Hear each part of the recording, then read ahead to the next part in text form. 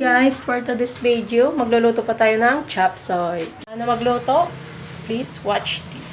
Meron pa tayo ditong sibuyas at bawang. Ito naman ang ating pangsaho. Manok at atay ng manok. So, meron lang tayong oyster mamasitas.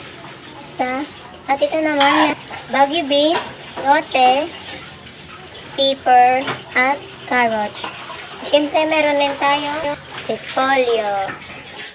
So, umpisa na natin guys ang pagluto. Lagyan natin ng mantika ang kawali. So, after that, ilagay pa natin yung sibuyas at bawang. So, papulahin lang po natin yan.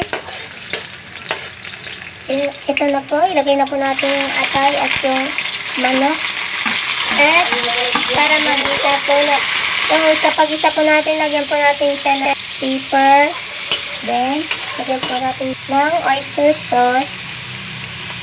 Tapos, lagyan rin po natin siya ng magic sarap at saka asin.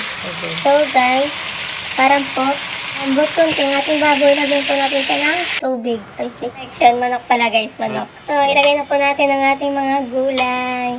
Unahin po natin yung beans, isunod natin yung sayote, carrots, at saka yung ating bell pepper.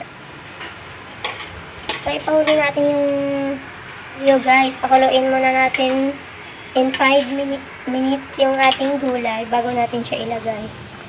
So, ito na guys. Ilagay na po natin dahil medyo malambot na po ang mga gulay. Lagay na po natin ang repolyo. Pang finale po siya. So, para yung malapot po, nilagyan ko po siya ng flour. At ito na po guys ang ating finished product. Thank you.